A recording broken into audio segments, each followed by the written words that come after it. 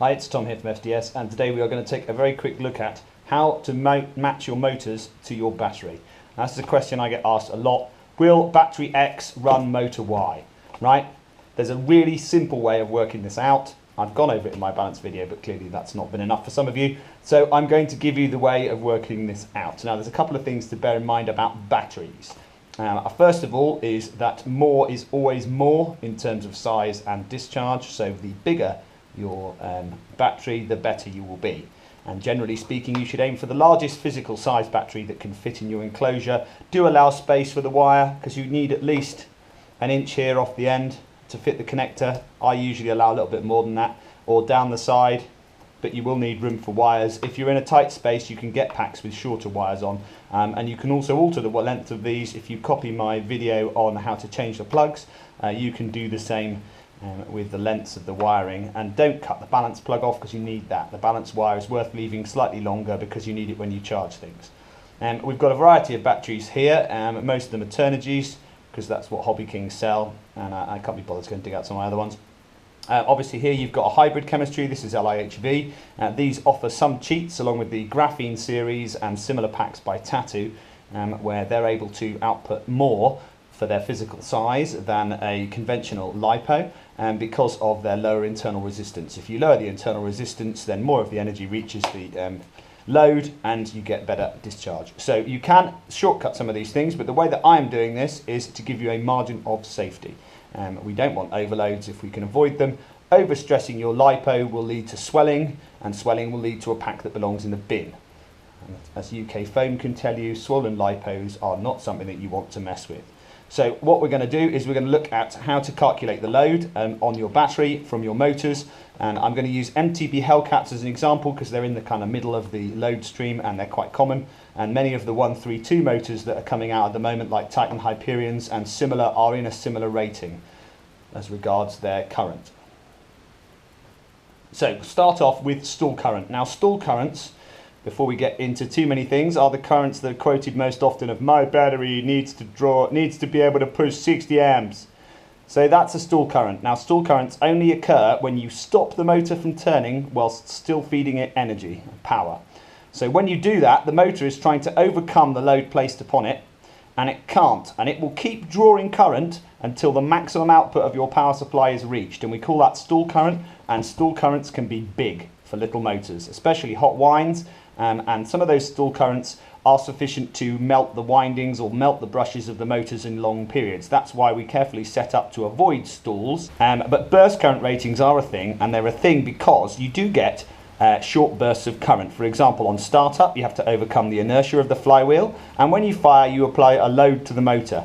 Now, these are very hard to measure. You can't just put a multimeter onto the ends of the motor contacts and measure the current draw. It doesn't work like that. You actually need an oscilloscope and a whole load of other things to accurately measure the current draw. And you also need what's called a dynometer to simulate load. Now, Michelle, who's a very clever girl, has been designing a dynometer with the help of, trust me, I'm an engineer, and hopefully we will see some true dynometer measuring of the actual current loads. So what I am working from are the theoretical loads, and they've been calculated by Andrew, aka SSGT, and he's produced this handy spreadsheet which I've linked down in the description box.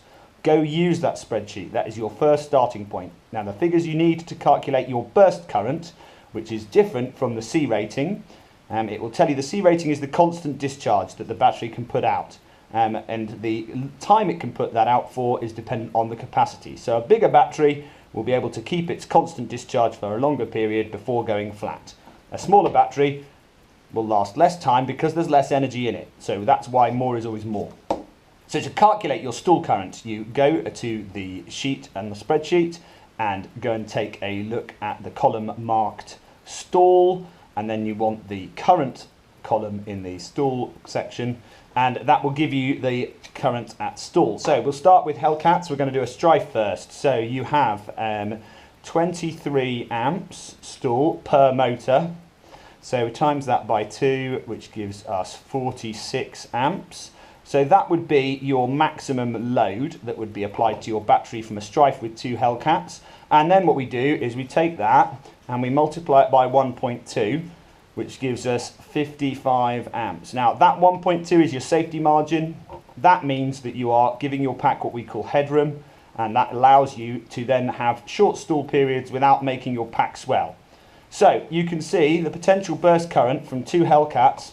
If I hold the shafts on both of them, or if a dart gets stuck between the wheels and I keep trying to fire, and if it's really bent, sometimes I'll actually just shoot them because Hellcats make a lot of torque. But if you're continually pulling the trigger when the flywheels aren't moving, that is what you're drawing from the battery.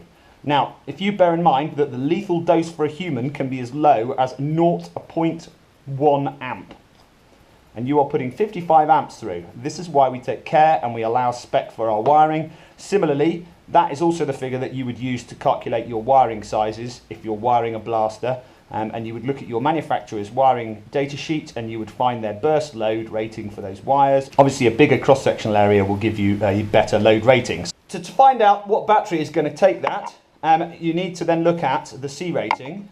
So if I have a look at this one, this is a 1000 mAh. Now the C rating, that is your constant, and we'll come to constant in a minute. That is not your burst. So that means that this battery at 1000 mAh, C ratings are not absolute, they're related to capacity. So if you have a pack that says 40C, 30 to 40C, that means it can do 30 to 40 at 1000 mAh. So if that's a 500 mAh pack, the actual discharge would be 15 to 20, not 30 to 40. So the quoted C rating, you must remember, is related to capacity. So that would be your constant rating. And your burst rating for this pack, this is a 40C burst pack. I know that because I read the data sheet. So this pack was able to do 40C burst at 1000 mAh.